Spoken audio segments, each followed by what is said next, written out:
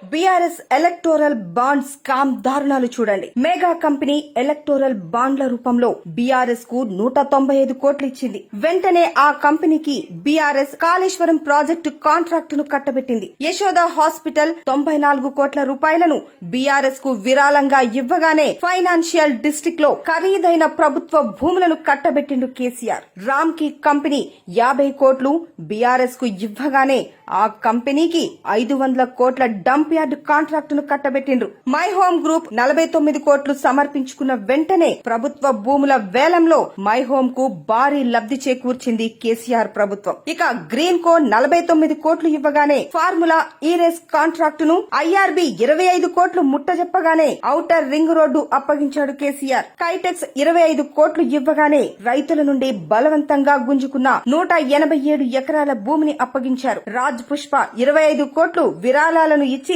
ప్రభుత్వ భూములను కొట్టేసింది. కోకాపేటలో 100 కోట్లకు ఎకరం భూమి కొన్న కంపెనీ ఇదే. హెటీరో గ్రూప్ 50 కోట్లు కట్టగానే ఆ కంపెనీ ఓనర్ ను రాజ్యసభకు పంపారు. ఇవే కాకుండా రెడ్డి ల్యాబ్స్ 32 కోట్లు, హైటెక్ 22 కోట్లు, నాక్టో 20 కోట్లు, దివీస్ ల్యాబ్స్ 20 కోట్లు, అరబిందో 15 కోట్లు, సంధ్యా కన్స్ట్రక్షన్స్ 13 కోట్లు ఇలా ఎలక్టోరల్ బాండ్ల రూపంలో కోట్లకు కోట్లు తీసుకుని తెలంగాణ ప్రజల సొమ్మును పప్పు బెల్లాల్లా పంచింది బీఆర్ఎస్.